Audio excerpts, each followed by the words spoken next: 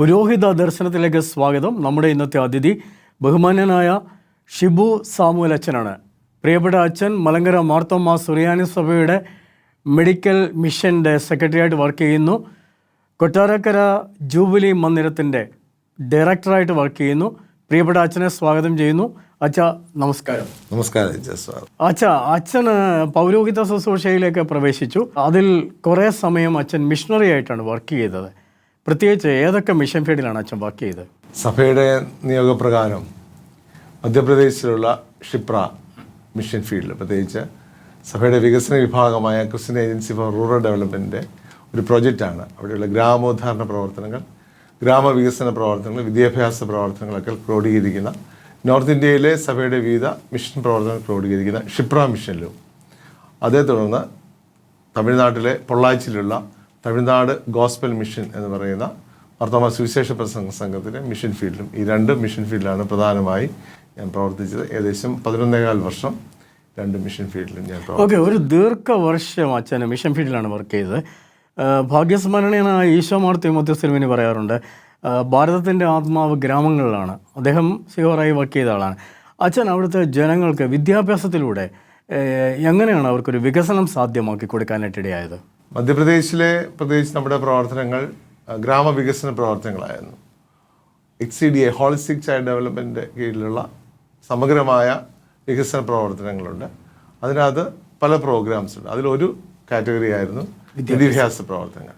അത് grass root ലെവലിലുള്ള കുഞ്ഞുങ്ങൾക്ക് വേണ്ടി പ്രാഥമികമായ വിദ്യാഭ്യാസം ലഭിക്കത്തക്ക വിധത്തിൽ കുട്ടികളുടെ ഏർലി ചൈൽഡ് എഡ്യൂക്കേഷൻ സെൻറ്റേഴ്സായിട്ട് ആരംഭിച്ച് അത് ഗ്രാമങ്ങളിൽ ഒരു സ്കൂളോ ഇൻഫ്രാസ്ട്രക്ചറോ ഇല്ലാത്ത ഗ്രാമങ്ങളിൽ നമുക്ക് വിദ്യാഭ്യാസം ലഭിക്കത്തക്ക വിധത്തിൽ ആളുകളെ അപ്പോയിൻറ്റ് ചെയ്ത് അവരിലൂടെ വിവിധങ്ങളായ വിദ്യാഭ്യാസ പ്രവർത്തനങ്ങൾ, കൂടാതെ ക്ഷിപ്രായം ബേസ് ചെയ്ത ഒരു ഇംഗ്ലീഷ് മീഡിയം സ്കൂളും, സെൻറ് തോമസ് ഇംഗ്ലീഷ് മീഡിയം സ്കൂളും, സഭയുടെ ഗ്രാമവികസന പ്രവർത്തനത്തിൻ്റെ ഭാഗമായിട്ടുള്ള ഗ്രാം ജ്യോതി സ്കൂളുകളുടെ ഒരു നെറ്റ്വർക്കും അവിടെ ഉണ്ടായിരുന്നു. അപ്പോൾ നമുക്കൊരു ഇംഗ്ലീഷ് മീഡിയം സ്കൂള് പ്രധാന ക്യാമ്പസിലുണ്ട്. അത് 10th 12th ഗ്രേഡിലേക്ക് എൻ്റെ കാലഘട്ടത്തിൽ, ഞങ്ങളുടെ ശുശ്രൂഷ ചെയ്ത കാലഘട്ടത്തിൽ ഉയർത്തുവാനുള്ള അവസരം ലഭിച്ചു. കൂടാതെ ഗ്രാമങ്ങളിലുള്ള ഹിന്ദി മീഡിയം സ്കൂളുകൾക്ക് അപ്ഗ്രേഡ് ചെയ്ത് അവിടെയുള്ള വിദ്യാഭ്യാസ പ്രവർത്തനങ്ങളാണ് പ്രധാനമായും നമ്മൾ ചെയ്തത്. ഞാൻ മുമ്പേ ഓർപ്പിച്ചതുപോലെ മറ്റൊരു സാധ്യതയില്ലാത്ത സ്ഥലത്താണ് നമ്മുടെ ഈ ഗ്രാമജ്യോതി സ്കൂളുകളൊക്കെ നിലനിന്നത്. ഗവൺമെൻറ്റിൻ്റെ മറ്റ് സ്കൂളുകളോ ഇൻഫ്രാസ്ട്രക്ചറോ ഇല്ലാത്ത സ്ഥലങ്ങളിൽ നമ്മൾ അധ്യാപകരെ അയച്ച് അവിടെയുള്ള കുഞ്ഞുങ്ങൾക്ക് വിദ്യാഭ്യാസം കൊടുക്കുന്ന പദ്ധതിയാണ്. കൂടാതെ ജാബുവ എന്ന് പറയുന്ന ഒരു ആദിവാസി മേഖലയിലുള്ള ക്രിസ്ത്യൻ കുഞ്ഞുങ്ങളെ നമ്മുടെ ക്യാമ്പസിൽ കൊണ്ടുവന്ന് ഗിരിജ്യോതി എന്നുള്ള പേരിൽ ഒരു ഹോസ്റ്റലും അവിടെ ഉണ്ടായിരുന്നു. പിന്നീട് അത് ഈശോമാർ തീമോഥെയോസ് തിരുമേനിയുടെ പേരിൽ ആരംഭിച്ച ഹോസ്റ്റലിൻ്റെ ഭാഗമായി അങ്ങനെയുള്ള കുഞ്ഞുങ്ങൾ, ഗ്രാമങ്ങളിലുള്ള കുഞ്ഞുങ്ങളും ഈ ജാബുവയിലുള്ള കുഞ്ഞുങ്ങളെ ഒരുമിച്ച് താമസിപ്പിക്കുന്ന ഒരു ഹോസ്റ്റലും ഇതിൻ്റെ ഭാഗമായിട്ടുണ്ടായിരുന്നു. ഓക്കെ, അച്ഛൻ അവിടെ നിന്ന് പെട്ടെന്നൊരു ഷിഫ്റ്റ് തമിഴ്നാട്ടിലേക്കായിരുന്നു വന്നത്. തമിഴ്നാട്ടിലെ മിഷൻ ഫീൽഡ് അച്ഛൻ വർക്ക് ചെയ്തതിൽ ഏതൊക്കെ സ്ഥലങ്ങളിലായിരുന്നു വർക്ക് ചെയ്തത്? തമിഴ്നാട്ടിൽ പ്രധാനമായും പൊള്ളാച്ചി കേന്ദ്രമായുള്ള മിഷൻ പ്രവർത്തനങ്ങളാണ്. 23ഓളം മിഷൻ സെൻറ്റേഴ്സാണ് ഞാനുള്ള സമയത്തുണ്ടായത്. അച്ഛൻ പറഞ്ഞ പോലെ ഇറ്റ് വാസ് എ ഷിഫ്റ്റ്. ഒരു ഡെവലപ്മെൻറ്റ് സെക്ടറിൽ നിന്നും ഒരു ചർച്ച് പ്ലാനിങ്ങിൻ്റെ ഭാഗമായ മിഷൻ പ്രവർത്തനത്തിൻ്റെ ഭാഗമായുള്ള പൊള്ളാച്ചി മിഷനിലേക്ക്, തമിഴ്നാട് ഗോസ്പൽ മിഷനിലേക്ക് വന്നപ്പോൾ അതൊരു shift. Really it was A shift. രണ്ട് കൺസെപ്റ്റിനകത്ത് വ്യത്യാസമുണ്ട്. ഒന്ന്, മധ്യപ്രദേശിലെ ഗ്രാമങ്ങളുടെ വികസന പ്രവർത്തനങ്ങളുടെ സുവിശേഷ പ്രവർത്തനങ്ങൾ നിർവഹിക്കുക എന്നുള്ളതാണ്. എന്നാൽ ഇവിടെ തമിഴ്നാട്ടിൽ വരുമ്പോൾ സഭയുടെ സുവിശേഷകർ അവിടെ പോയി താമസിച്ച് അവിടെയുള്ള ഗ്രാമങ്ങളിൽ പോയി സുവിശേഷം പങ്കുവയ്ക്കുക. അതിന് വിവിധ മാധ്യമങ്ങൾ നമുക്കുണ്ട്. അതിലൊന്ന് മെഡിക്കൽ ക്യാമ്പുകൾ, മറ്റ് സാമൂഹ്യ പ്രവർത്തനങ്ങൾ ഒക്കെ ക്രമീകരിക്കുന്ന ഒരു സംവിധാനമാണ്. കൂടാതെ അവിടെ വിശ്വാസത്തിൽ കടന്നു വരുന്ന ആളുകൾക്ക് അവർക്ക് ആരാധിക്കുവാനുള്ള ദൈവാലയങ്ങൾ, അവിടെ സുവിശേഷകർ താമസിക്കുവാനുള്ള സുവിശേഷയുടെ ഭവനങ്ങളുടെ ക്രമീകരണങ്ങൾ, അവിടെയും ഒരു ഹോസ്റ്റൽ, ജീവോളി എന്നുള്ള പേരിലുള്ള ഹോസ്റ്റൽ, ഇങ്ങനെ വിവിധങ്ങളായ പ്രവർത്തനങ്ങളാണ് തമിഴ്നാട്ടിൽ ക്രമീകരിച്ചത്. കൂടാതെ തമിഴ്നാട്ടിൽ ആ സമയത്തുണ്ടായിരുന്ന മറ്റൊരു പ്രയാസമായിരുന്നു HIV പോസിറ്റീവായിട്ടുള്ള ആളുകൾ. അങ്ങനെയുള്ള ആളുകളുടെ ഇടയിൽ ഒരു സംവിധാനം, ഒരു പ്രവർത്തനവും ആരംഭിക്കുവാനായിട്ട് ആ കാലം റീഹാബിലിറ്റേഷൻ, ഹോം കെയർ ഒരു പ്രോഗ്രാം ആരംഭിക്കുവാനുള്ള ക്രമീകരണവും ദൈവത്തിൻ്റെ കൃപയാൽ സാധ്യതമായി തീർന്നു. ഇത് രണ്ടും തമ്മിൽ അന്തരം ഉണ്ടായിരുന്നു. ഞാൻ ഇടയ്ക്കൊന്ന് ചോദിക്കുകയാണ്, നമ്മുടെ അൾട്ടിമേറ്റ് എയിം വിദ്യാഭ്യാസത്തിലൂടെ വികസനം എന്നതായിരുന്നു. അതുപോലെ തന്നെ കുട്ടികൾക്ക് പഠിക്കാനും പഠിപ്പിക്കാനും അവരുടെ ജീവിതം മെച്ചമാക്കാനായിരുന്നു. അപ്പോൾ അത് നോക്കുന്ന സമയത്ത് രണ്ട് സംസ്ഥാനങ്ങളുടെ സപ്പോർട്ട് ഉണ്ടായിരുന്നു. രണ്ട് സംസ്ഥാനങ്ങളുടെയും നേച്ചർ ഓഫ് വർക്കിംഗ് രണ്ട് ലാംഗ്വേജിൻ്റെ വ്യത്യാസമുണ്ട്, കൾച്ചറൽ വ്യത്യാസമുള്ള രണ്ട് സെക്ടറിലാണ് ഞങ്ങൾ വർക്ക് ചെയ്തത്. മധ്യപ്രദേശിലെ ഗവൺമെൻറ് നമ്മളോട് വളരെ അനുഭവമായി പ്രവർത്തിക്കുന്ന ഒരു കാലഘട്ടമായിരുന്നു ഞങ്ങൾ ശുശ്രൂഷ ചെയ്ത കാലഘട്ടത്തിലുണ്ടായത്. എന്നാൽ പിന്നീട് വന്ന ഗവൺമെൻറ്റും നമുക്കൊരു യാതൊരു പ്രയാസവും ഉണ്ടാക്കിയിട്ടില്ല. എന്നാൽ അവിടെയുള്ള നിലനിൽക്കുന്ന ജാതി വ്യവസ്ഥകൾ, അവിടെയുള്ള ജീവിത രീതികളൊക്കെ വ്യത്യസ്തമായതുകൊണ്ട് തന്നെ വളരെ ചലഞ്ചിങ് ആയിട്ടുള്ളൊരു ക്രമീകരണമാണ് ഉള്ളത്. എന്നാൽ തമിഴ്നാട്ടിലേക്ക് വരുമ്പോൾ ആ തരത്തിലുള്ള പൊളിറ്റിക്കൽ അൺട്രസ്റ്റ് ഇല്ല എങ്കിലും അവിടെയുള്ള ഗ്രാമങ്ങളിലെ അന്തരീക്ഷം അത്ര നമുക്ക് സുഖമല്ല നമ്മുടെ പ്രവർത്തനങ്ങൾക്ക്. എന്നാൽ വിശ്വാസത്തിൽ കടന്നു വരുന്ന ഒരു പിടി ആളുകളുണ്ട്.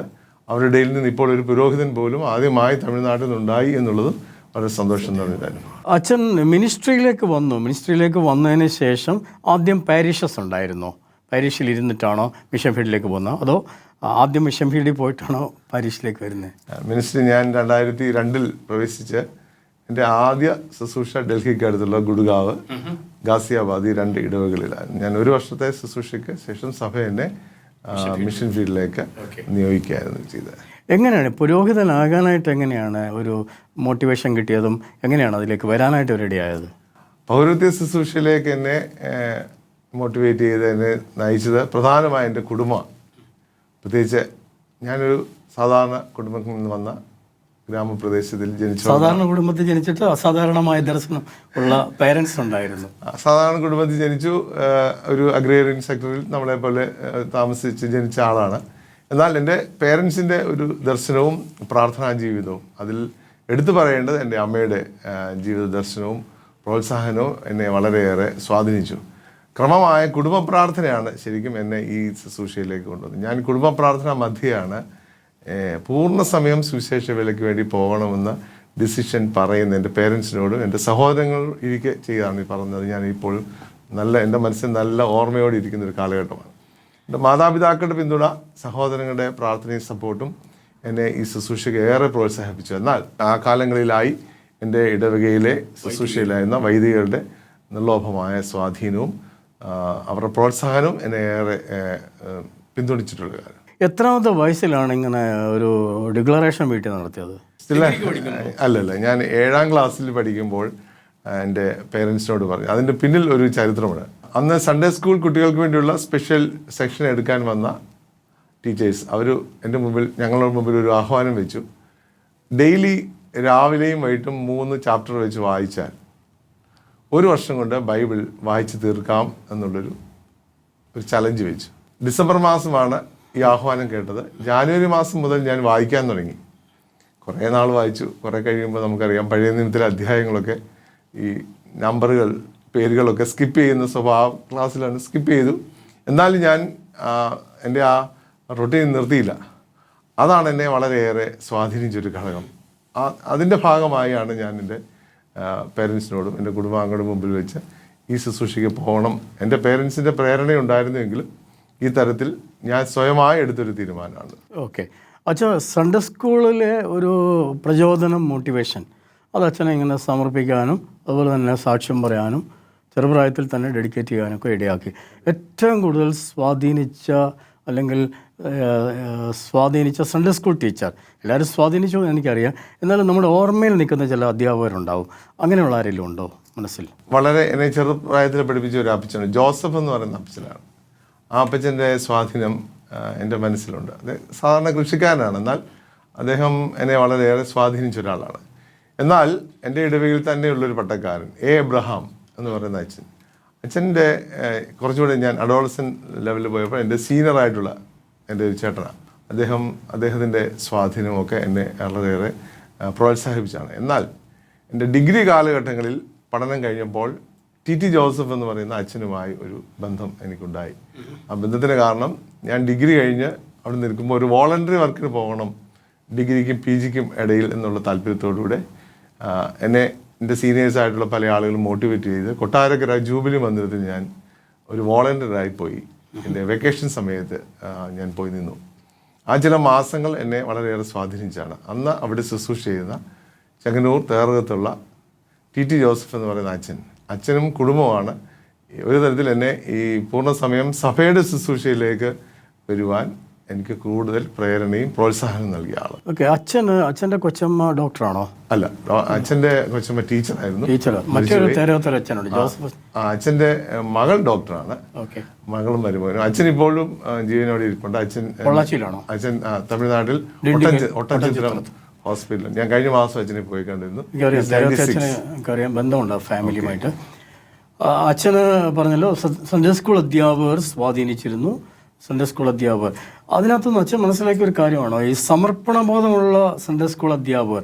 പ്രത്യേകിച്ച് ഡിഗ്രി ഒന്നും ഇല്ലെങ്കിലും സമർപ്പണബോധമുള്ള അധ്യാപകരുണ്ടെങ്കിൽ കുട്ടികളെ സ്വാധീനിക്കാൻ പറ്റും. നമ്മുടെ ചെറുപ്രായത്തിൽ നമ്മുടെ ഗ്രാമപ്രദേശത്തിലെ സൺഡേ സ്കൂളിൽ പഠിപ്പിക്കുന്നവരൊന്നും അങ്ങനെ വലിയ ക്വാളിഫൈഡ് ആളുകളല്ല. അതാണ് എടുത്തു ചോദിച്ചത്. എന്നാൽ അവരുടെ ഒരു ജീവിത മാതൃകയും സന്ദേശമുണ്ട്. അവർ വളരെയേറെ നമ്മളെ സ്വാധീനിക്കുന്ന ആളുകളാണ്. അങ്ങനെയാ ഞാൻ ആ പേര് പറഞ്ഞ. അവർക്കൊരു ദാഹവും സിൻസിയറിറ്റിയും ഉണ്ടായിരുന്നു. ഓക്കെ. അച്ഛന് വിദ്യാഭ്യാസം ചെയ്തത് എവിടെയായിരുന്നു? സ്കൂൾ വിദ്യാഭ്യാസം ഞങ്ങളുടെ അടുത്തുള്ള ഒരു ഹിന്ദു മാനേജ്മെൻറ്റ് സ്കൂളിലാണ്, SCV ഹൈസ്കൂൾ എന്ന് പറയും. തുടർ വിദ്യാഭ്യാസം എൻ്റെ പ്രീ ഡിഗ്രിയും ഞാൻ ചെയ്ത് തിരുവല്ല മാർത്തോമ കോളേജ്. ഓക്കെ. ഒരു ഹിന്ദു സ്കൂളിലാണ് അച്ഛൻ പഠിച്ചത്. ഞാനൊരു ഹിന്ദു സ്കൂളിലാണ് പഠിച്ചത്. അതൊരു മതസൗഹാർദ്ദത്തിലേക്ക് അച്ഛനെ നയിച്ചിട്ടുണ്ടോ? അങ്ങനെ ഒരു സ്കൂളിൽ അഡ്മിഷൻ കിട്ടിയതുകൊണ്ട് ആ വിധത്തിലൊരു സ്വൈരാഗ്യ ജീവിതത്തിന് പ്രചോദനം തന്നിട്ടില്ലേ? തീർച്ചയായിട്ടും.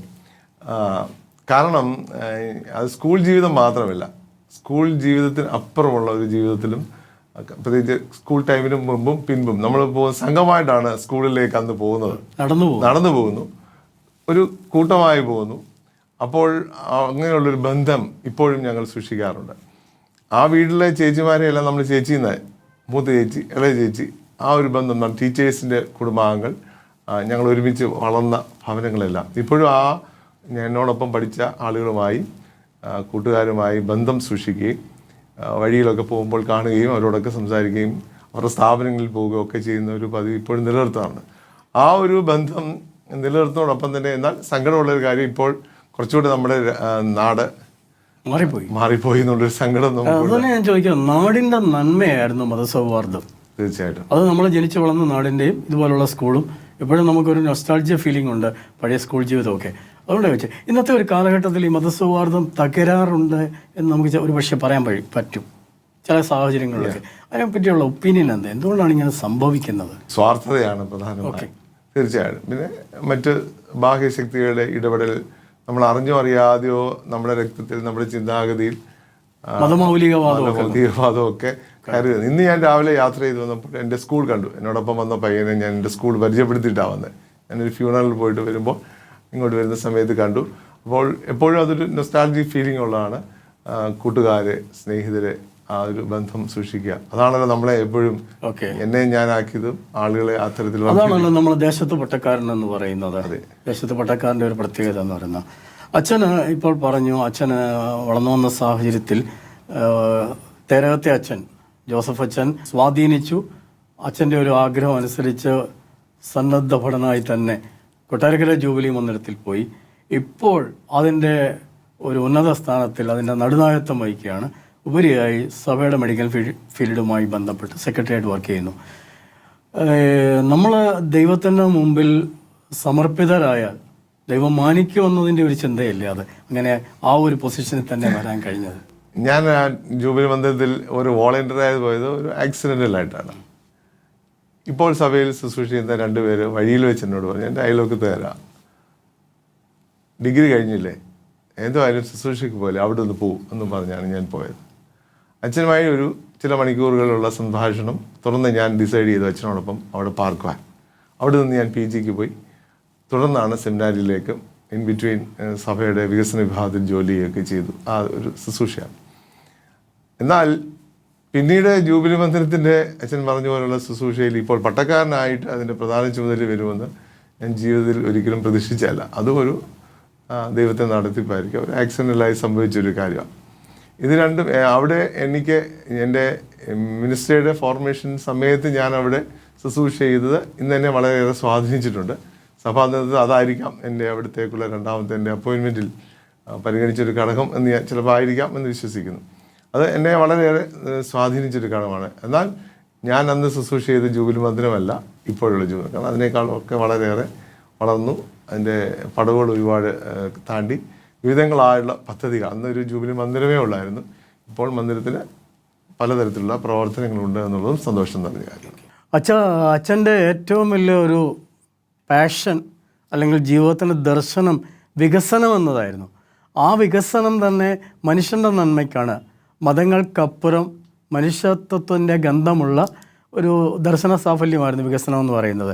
അപ്പോൾ അച്ഛന് ഇപ്പോൾ വർക്ക് ചെയ്യുന്നത് മെഡിക്കൽ ഫീൽഡിലാണ്, പ്രത്യേകിച്ച് ഓൾഡ് ഏജ് ഹോം, പൈലേറ്റീവ് അങ്ങനെയുള്ള ഒരു സാഹചര്യത്തിലാണ്.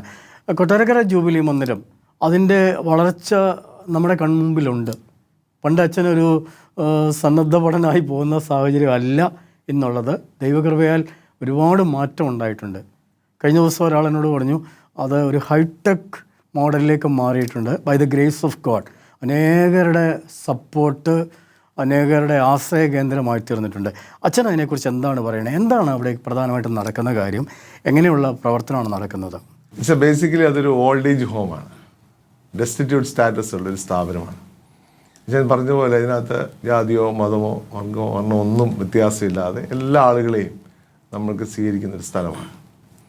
എന്നാൽ അതിന് മറ്റൊരു മാനം വന്നതാണ്. അവിടെ ഒരു ഹോസ്പേസ്, സഭയുടെ ആദ്യത്തെ ഹോസ്പേസ് ഉണ്ട്. ടെർമിനലി ഇല്ലായിട്ടുള്ള ആളുകളെ ശുശ്രൂഷിക്കുന്ന 65ഓളം പേഷ്യൻസിനെ അറ്റ് എ ടൈം നമുക്ക് ശുശ്രൂഷിക്കാൻ പ്രാപ്തമായ ഫെസിലിറ്റീസ് കഴിഞ്ഞ 2.5 വർഷമായിട്ട് നമുക്കവിടെ പുതിയൊരു കെട്ടിടത്തിലേക്ക് അത് ഹോസ്പേസ് മാറി.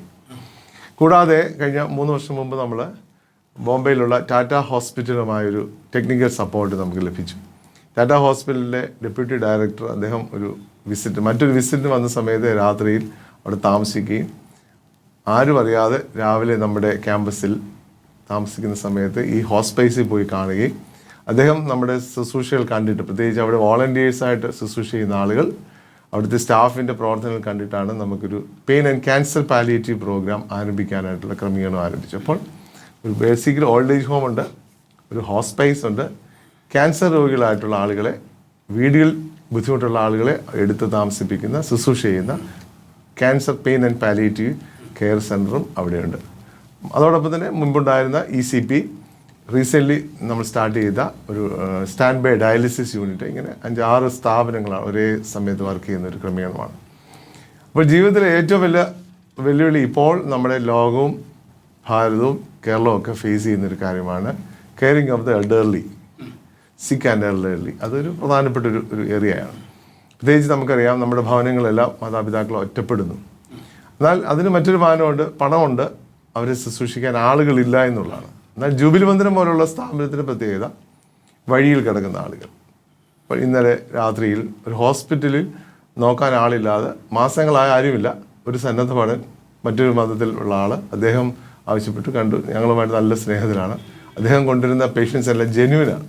ഇന്നലെ രാത്രി ഗവൺമെൻറ്റിൻ്റെ ആംബുലൻസിൽ കൊണ്ടുവന്ന് ഒരാളെ അവിടെ ആക്കി. അങ്ങനെയുള്ള ഒരു ക്രമമാണ്. അപ്പോൾ ജീവിതത്തിൽ ആരുമില്ലാത്ത ആൾ, പണമുള്ളവരെയല്ല, ജീവിതത്തിൽ ആരുമില്ല, നോക്കാൻ മക്കളില്ലാത്തവർ, വഴിയിൽ കിടക്കുന്നവരായിരിക്കാം, ഹോസ്പിറ്റലിൽ ബൈസ്റ്റാൻഡേഴ്സ് ഇല്ലാത്ത ആളുകൾ, അങ്ങനെയുള്ള ആളുകളെയാണ് നമ്മുടെ ഹോസ്പൈസിലും, പ്രത്യേകിച്ച് ക്യാൻസറിൻ്റെ അവസാന സ്റ്റേജിൽ വരുന്ന ആളുകളെയാണ് ക്യാൻസർ പാലിയേറ്റീവ് കെയറിലും നമ്മൾ ശുശ്രൂഷിക്കുന്നത്. ഓക്കെ. അച്ഛാ, ഇതിനുള്ള സാമ്പത്തികം എങ്ങനെയാണ് അച്ഛൻ കണ്ടെത്തുന്നത്? നല്ലവരായിട്ടുള്ള ആളുകൾ സപ്പോർട്ട് ചെയ്യുന്നുണ്ട്, അതല്ലാതെ എങ്ങനെയാണ് ഇതിന് ഇന്നത്തെ ഒരു സ്റ്റേജിൽ ഹെൽപ്പ് ചെയ്യാനായിട്ട് പറ്റുന്ന എന്താ പറയുന്നത് മണി മാറ്റേഴ്സൊക്കെ എങ്ങനെ കൈകാര്യം ചെയ്യുന്നത്? അച്ഛനോട് പറഞ്ഞാൽ ഇതൊരു ഹൈടെക് ആണ് എന്ന് പറഞ്ഞതുപോലെ ഒരു പിടി ആളുകളുടെ സഹായം കൊണ്ട്, പ്രത്യേകിച്ച് ടാറ്റ ഹോസ്പിറ്റലിൻ്റെ ടെക്നിക്കൽ സപ്പോർട്ടുണ്ട്, ചില ആളുകളുടെ CSR ഫണ്ടൊക്കെ നമുക്ക് ലഭിച്ചു. അതുകൊണ്ടാണ് ആ നല്ല മോഡേണായിട്ട് ആ കെട്ടിടങ്ങളൊക്കെ നമുക്ക് സജ്ജീകരിക്കാൻ, പ്രത്യേകിച്ച് നമ്മുടെ പിതാക്കന്മാർ കുർലോസ് തിരുമേനിയുടെ ആ സമയത്തുണ്ടായ തിരുമേനിയുടെ സപ്പോർട്ട്, മെത്രോപ്പൊലിത്ത തിരുമേനിയുടെ സപ്പോർട്ട്, ഇപ്പോൾ ശുശ്രൂഷ ചെയ്യുന്ന തോമസ് മാർ തീത്തോസ് തിരുമേനിയുടെ സപ്പോർട്ട്, അവരുടെയൊക്കെ ദർശനവും അവരുടെ ഒരു കരുതലാണ് ഈ സ്ഥാപനത്തെ. ഓരോ കാലങ്ങളിൽ അവിടെ ഇരുന്ന എല്ലാ മേൽപ്പെട്ടക്കാരും, പ്രത്യേകിച്ച് ജൂബിലി മന്ദിരം വളരെ നല്ല രീതിയിൽ പ്ലേസ് ചെയ്തിരിക്കുന്ന സ്ഥലമാണ്, റോഡ് സൈഡിലാണ്, ഈ സഭയുടെ പ്രധാനപ്പെട്ട പ്രോഗ്രാംസൊക്കെ നടക്കുന്ന സ്ഥലമാണ്. ആ ഒരു കൺസെപ്റ്റ് ഉണ്ട്. 2, നമ്മൾ ഒരു കാര്യത്തിന് വേണ്ടി ആഗ്രഹിച്ചിറങ്ങിയാൽ പണം ഒരു തടസ്സമല്ല.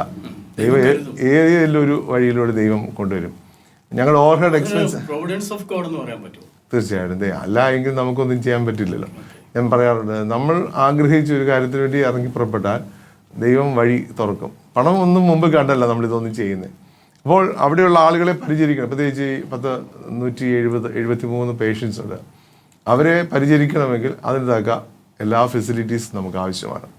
ഒരു പെർമനന്റ് ഡോക്ടർ അവിടെ താമസിക്കുന്നുണ്ടോ? നമുക്ക് ഒരു ഡോക്ടറുണ്ട്, താമസിക്കുന്നില്ല, 1 കിലോമീറ്റർ ദൂരെയാണ് അദ്ദേഹത്തിൻ്റെ വീട്. അദ്ദേഹം രാവിലെ വരും, ഏത് സമയത്ത് ഓടിയെത്തുന്ന ഒരു ഡോക്ടറുണ്ട്. അദ്ദേഹത്തോടൊപ്പം ഒരു ടീം ഓഫ് നേഴ്സസ് ഉണ്ട്. നേഴ്സിംഗ് സൂപ്പർവൈസർ ഒരാളുണ്ട്, കൂടാതെ നേഴ്സസ് ഉണ്ട്, നേഴ്സിംഗ് അസിസ്റ്റൻസ് ഉണ്ട്, അവരെല്ലാം സ്റ്റാഫാണ്, ക്ലീനിങ് സ്റ്റാഫുണ്ട്. കൂടാതെ ഒരു പറ്റം വോളണ്ടിയേഴ്സാണ്. ജൂബിലി മന്ദിരത്തിൻ്റെ പ്രത്യേകത ഹാൻഡ്ഫുൾ ഓഫ് വോളണ്ടിയേഴ്സാണ്. അവർ സന്നദ്ധ പ്രവർത്തകരായി അവിടെ വന്ന് പാർത്ത് അവിടെയുള്ള ഈ മാതാപിതാക്കളുടെ പ്രഭാത കൃത്യങ്ങൾ അവരെ സഹായിക്കുക, ഫീഡ് ചെയ്യുക, അവരെ ഡ്രസ്സ് ചെയ്യിക്കുക, കുളിപ്പിക്കുക. ഈവനിങ്ങിൽ എല്ലാ ദിവസവും ഇവരെയും കൊണ്ട് ക്യാമ്പസിൽ റിട്ടയർ ആയിട്ടുള്ള ആളുകളും യങ്സ്റ്റേഴ്സും ഉണ്ട്, 2 പേരും അവിടെ ഉണ്ട്. റിട്ടയർ ചെയ്തപ്പോൾ ചില ആളുകൾ വീടുകളിൽ നിന്ന് പോയി വരുന്നവരുണ്ട്. കൂടാതെ അവിടെ വന്ന് താമസിക്കുന്ന ആൺകുട്ടികളും പെൺകുട്ടികളും 6 മാസം 1 വർഷമൊക്കെ വന്ന് താമസിക്കും. ഞങ്ങൾ പ്രധാനമായും ഫോക്കസ് ചെയ്യുന്നത് അങ്ങനെയുള്ള ആളുകളെ ഇത് മന്ദിരവുമായി ബന്ധിപ്പിക്കുക എന്നുള്ളതാണ്. അവിടെ പണം ഒരു ചലഞ്ചാണ്. എന്നാൽ ചില മാസങ്ങളൊക്കെ നമുക്ക് ബുദ്ധിമുട്ട് വരും. എന്നാൽ അച്ഛൻ പറഞ്ഞ പോലെ with God's grace, providence of grace, നമുക്കതെല്ലാം ഭംഗിയായിട്ട് മുൻപോട്ട് പോകുന്നു. പള്ളികൾ ഇരിക്കുന്നതും ഇവിടെ ഇരിക്കുന്നതും തമ്മിൽ സാറ്റിസ്ഫാക്ഷൻ ഉണ്ടെന്ന് എനിക്കറിയാം. ടെൻഷൻസ് ഉണ്ടാവാറില്ലേ സാമ്പത്തിക പ്രശ്നത്തിന്? സാമ്പത്തിക പ്രശ്നത്തിനേക്കാൾ അപ്പുറമായി അതിന് 2 തലങ്ങളുണ്ട്. ഒന്ന്, ഒരു ജോബ് സാറ്റിസ്ഫാക്ഷൻ എന്ന് എല്ലാവരും ആഗ്രഹിക്കുക, പൂർണ്ണമായ തൃപ്തി നമുക്ക് നമ്മുടെ ശുശ്രൂഷയിൽ നമുക്ക് 2നും 2 മാനമുണ്ട്. ഞാൻ പള്ളിയിൽ കുറച്ച് നാൾ മാത്രമേ ഇരുന്നിട്ട് അച്ഛനാണ്. അപ്പോൾ ഇടവകയിലെ ശുശ്രൂഷയ്ക്ക് അതിൻ്റെതായിട്ടുള്ള മഹത്വവും അതിൻ്റെതായിട്ടുള്ള പ്രാധാന്യമുണ്ട്. എന്നാൽ ഇങ്ങനെയുള്ള ശുശ്രൂഷയിൽ നമുക്ക് കുറച്ചുകൂടി ഒരു സാറ്റിസ്ഫാക്ഷൻ നമുക്ക് ലഭിക്കും. ഒരുപാട് ടെൻഷൻസ് ഉണ്ടാവും, കാരണം നമുക്ക് 24/7 വർക്ക് ചെയ്യണം എന്നുള്ളതാണ് ഇന്നത്തെ പ്രധാനപ്പെട്ട കാര്യം. ചിലപ്പോൾ രാത്രിയിൽ 1 മണിക്ക് കോൾ വരും, 2 മണിക്ക് എഴുന്നേറ്റ് പോകേണ്ടി വരും. ചിലപ്പോൾ ഉറങ്ങാൻ കിടക്കുമ്പോഴായിരിക്കും ആളുകൾ വരുന്നത്. നമ്മൾ ആ ഡിസിഷൻസ് എടുക്കണം. ഡോക്ടർ ഉണ്ടെങ്കിലും പല കാര്യങ്ങളും ഡിസിഷൻസ് എടുക്കേണ്ടി വരും. രാത്രിയിൽ ചിലപ്പം മോർച്ചറിയിൽ പോകേണ്ടി വരും, ചിലപ്പോൾ ഓക്സിജനിലേക്ക് മാറ്റേണ്ടി വരും, വെന്റിലേറ്ററിലേക്ക് കണക്ട് ചെയ്യേണ്ടി വരും, കൂടി ചെന്ന് പരിചരിക്കേണ്ടി വരും. എന്നാൽ നമ്മുടെ വോളണ്ടിയേഴ്സും സ്റ്റാഫും ഉണ്ട്. എന്നാൽ ഡിസിഷൻസ് എടുക്കേണ്ടതാണ്. എന്ത് പ്രശ്നങ്ങളുണ്ടെങ്കിലും ഒരു സന്തോഷം ഈ മാതാപിതാക്കളോടൊപ്പം പോയിരിക്കുക, അവരോട് കുറേ നേരം വർത്തമാനം പറയുമ്പോൾ നമ്മുടെ ഈ പ്രശ്നങ്ങൾക്കെല്ലാം ഒരു ശമനം ഉണ്ടാകും. ടെൻഷൻസൊക്കെ ഉണ്ടാകും, അവരുടെ കളിയും ചിരിയും, അവരോടൊപ്പം വഴക്കുണ്ടാക്കുകയും ചെയ്തു. അങ്ങനെ അതുകൊണ്ട് ഇതിനകത്ത് ആ ഒരു ഘടകം കൂടെ. പ്രായം ഉണ്ടാകുമ്പോൾ ഉണ്ടാകുന്ന മുൻശുണ്ടി, പരാതി, ഇതെല്ലാം നമുക്ക് എല്ലാം കേൾക്കണം. ഞങ്ങളുടെ പ്രധാനപ്പെട്ട ജോലി അവരെ കേൾക്കുക. കുടുംബമായി ഞങ്ങളുടെ ജോലി അവിടെ പോയിരിക്കുക, അവരോടൊക്കെ സംസാരിക്കുക, അവരുടെ ആവലാതികളും പരിഭവങ്ങളും കേൾക്കുക. ഏറ്റവും വലിയ സങ്കടം തോന്നുന്ന ഈ വഴിക്കണ്ണുമായിരിക്കുന്ന ഒരു കൂട്ടം ആളുകളുണ്ട്. പ്രത്യേകിച്ച് ഇപ്പോൾ ഓണം കഴിഞ്ഞ സമയം എല്ലാ ആളുകൾക്കും ഓണക്കാലത്ത് അവരുടെ മക്കൾ വന്നൊന്ന് കാണണം എന്ന ആഗ്രഹമുള്ള ഒരുപിടി മാതാപിതാക്കളുണ്ട്. ഫോൺ ചെയ്യണം എന്നും ആഗ്രഹിക്കുന്നവരുണ്ട്. ഒരിക്കൽ പോലും വരാത്ത ആളുകളാണ് കൂടുതൽ. മക്കൾ വരില്ല. മക്കളുള്ളവരും കൊണ്ടുവന്ന് നോക്കിയിട്ടുണ്ടോ? അവിടെ ഉണ്ട്. മക്കളുണ്ടെന്ന് പറഞ്ഞിട്ട് കാര്യമില്ല, മക്കൾ നോക്കില്ല. അച്ഛൻ ഇതിനോടുള്ള ഒരു പ്രതികരണമാണ്. എന്തുകൊണ്ടാണ് മാതാപിതാക്കൾ ഡിസ്പോസിബിൾ സിറിഞ്ച് പോലെ വലിച്ചെറിയപ്പെടുന്നു എന്ന് പറയാം. അത് എൻ്റെ ഒരു ഫീലിംഗായിട്ട് പറയുകയാണ്. നമ്മുടെയൊക്കെ ഭാവി കാലം ഇനി ഇതിലും വഷളാവുന്നൊരു കാലഘട്ടത്തിലേക്കാണ് പോകുന്നത്. Not because of our situation, but എന്നാന്ന് ചോദിച്ചാൽ മക്കളൊക്കെ വിദേശത്ത് പോകുന്നു, അവർക്ക് വരാനുള്ള ബുദ്ധിമുട്ടാണ്. അപ്പോൾ ഇതിനോട് എങ്ങനെയാണ് അച്ഛൻ പ്രതികരിക്കുന്നത്? എങ്ങനെയാണ്? ഇപ്പോൾ ഞാൻ വേറൊരു ചോദ്യം കൂടെ ചോദിക്കുകയാണ്. നമ്മുടെ യുവജനങ്ങളെല്ലാം വിദേശത്തേക്ക് ചേക്കാറുന്നുണ്ട്. അതിൻ്റേതായിട്ടുള്ള ബുദ്ധിമുട്ടുകൾ ഇന്ന് ചർച്ച കാര്യമായി ഫേസ് ചെയ്യുന്നൊരു കാര്യമാണ്. ഡയാസ്പൊറ കമ്മ്യൂണിറ്റിയൊക്കെ ഉണ്ടെങ്കിൽ പോലും എങ്ങനെയാണ് അച്ഛൻ ഇതിനോട് പറയുന്നത്? എനിക്കിപ്പോൾ ഫീൽ ചെയ്യുന്നത് എന്നാന്ന് ചോദിച്ചാൽ, മക്കൾ ഒരിക്കൽ പോലും തിരിഞ്ഞു നോക്കാതെ വഴിക്കണ്ണുമായി നോക്കിയിരിക്കുന്ന, പ്രതീക്ഷയുടെ കണ്ണുമായി നോക്കിയിരിക്കുന്ന കുറേ ആളുകളുണ്ട്. അവരുടെ ദുഃഖം അച്ഛൻ നെഞ്ചിലേറ്റുന്നുണ്ട്. അപ്പോൾ എങ്ങനെയാണ് ഇതിനോട് പ്രതികരിക്കുന്നത്? എല്ലാം ഉണ്ടായിട്ടും സ്വന്തം അപ്പനെയും അമ്മയും ഉപേക്ഷിക്കുന്ന ആളുകളുണ്ട്. അത് നമുക്ക് വിദേശത്തെ ജോലി കളയാൻ പറ്റത്തില്ല. ആളുകളുടെ മനോഭാവമാണ് പ്രധാനപ്പെട്ട കാര്യം. അപ്പോൾ ഇനി പോലെ ഇങ്ങനെയുള്ള സ്ഥാപനങ്ങളുണ്ടാകും. പെയ്ഡായിട്ടുള്ള സ്ഥാപനങ്ങളുടെ എണ്ണം കൂടിക്കൊണ്ടിരിക്കുകയാണ്. സ്റ്റാറ്റിസ്റ്റിക്സ് നമുക്കറിയാം. ആവശ്യം കൂടുമ്പോൾ നമ്മുടെ കുഞ്ഞുങ്ങളുടെ എണ്ണം കുറയുന്നു. ഇതെല്ലാം സ്റ്റാറ്റിസ്റ്റിക്സ് എല്ലാം കറക്റ്റാണ്, റിയാലിറ്റീസ്. എന്നാൽ മനോഭാവമാണ് പ്രധാനപ്പെട്ടത്. ഇങ്ങനെയുള്ള സ്ഥാപനങ്ങളാക്കിയാൽ അവരെ വന്ന് കാണാമല്ലോ. ജീവിതത്തിൻ്റെ സന്തോഷങ്ങൾ ചിലപ്പോൾ ജോലിയുടെ പ്രഷറാകാം, മറ്റ് ചിലപ്പോൾ രോഗമാകാം, വരാനും നോക്കാനും സാധിക്കാത്ത ആളുകൾ. എന്നാൽ അന്വേഷിക്കുക എന്ന് പറയുന്നത് മരിച്ചാൽ പോലും ഫോൺ നമ്പർ വിളിച്ചാൽ അറ്റൻഡ് ചെയ്യാത്തവരും, ഈ ഫോൺ നമ്പർ എന്തിനാണ് ഞങ്ങളെ വിളിച്ചതെന്ന് ചോദിക്കുന്നവരും, ഞങ്ങളുമായി ബന്ധമില്ലെന്ന് പറയുന്ന ഒരു പിടി ആളുകൾ ഉള്ള ഒരു ലോകത്തിലാണ്. ഇതെല്ലാം സെൻസിറ്റീവാണ്. നമ്മുടെ സമൂഹം പരിഷ്കൃതമാകും തോറും, സാമ്പത്തിക ഭദ്രത കൂടും തോറും ഇങ്ങനെയുള്ള രീതികൾ കൂടിക്കൊണ്ടേയിരിക്കും. അച്ഛൻ്റെ കുടുംബം, കൊച്ചമ്മ, അവരെ പറ്റിയുള്ള വിവരം പറയാം. വൈഫിൻ്റെ പേര് ആഷ എന്നാണ്. Basically she's A nurse. എന്നാൽ എന്നോടൊപ്പം ശുശ്രൂഷയിൽ കൂടെ നിൽക്കുന്ന ആളാണ്. ചെങ്ങന്നൂർ വെല്ലുവിളിയിലെ സ്വദേശിയാണ്. ആഷയാണ് ഈ പാലിയേറ്റീവ് കാര്യങ്ങളെല്ലാം മാനേജ് ചെയ്യുന്നത്, പ്രത്യേകിച്ച് ഡിസിഷൻസ്, അവിടെയുള്ള സ്റ്റാഫിൻ്റെ ക്രമീകരണങ്ങളെല്ലാം ചെയ്യുന്നതാണ്. ഞങ്ങൾക്ക് 2 ആൺമക്കളാണ്. മൂത്ത മകൻ ഷാലോം, അവന് ബാംഗ്ലൂർ ക്രിസ്തു ജയന്തിയിൽ വിഷ്വൽ കമ്മ്യൂണിക്കേഷൻ പഠിക്കുന്നു, ഫൈനൽ ഇയറിൽ പഠിക്കുന്നു. കൊച്ചുമകൻ ഷ്ലോമോ, അവനിപ്പോൾ 11th പഠിക്കുന്നു. ഞങ്ങൾ കുടുംബമായിട്ട് അവിടെ പാർത്ത് ശുശ്രൂഷിക്കും. ഓക്കെ അച്ഛാ, ഇത്രയും നേരം അച്ഛൻ്റെ ദർശനങ്ങളും അനുഭവങ്ങളും പങ്കുവച്ചല്ലോ. ഞാൻ നന്ദി അറിയിക്കുന്നു. ഒരിക്കൽ കൂടെ നമസ്കാരം പറയുന്നു. അച്ഛൻ്റെ സ്ഥാപനത്തിന് എല്ലാ ആശംസകളും വിജയവും ഞാൻ പ്രാർത്ഥിക്കുകയും ചെയ്യുന്നു. Thank you. നന്ദി, നമസ്കാരം. വേർഡ് ടു വേർഡ് ചാനൽ വ്യൂവേഴ്സിനും എല്ലാ നന്ദിയും അഭിനന്ദനങ്ങളും അറിയിക്കുന്നു. Thank you. പുരോഹിത ദർശനത്തിൻ്റെ ഇന്നത്തെ എപ്പിസോഡ് ഇവിടെ അവസാനിക്കുകയാണ്. അടുത്ത എപ്പിസോഡിൽ മറ്റൊരു അതിഥിയുമായി നമുക്ക് കണ്ടുമുട്ടാം.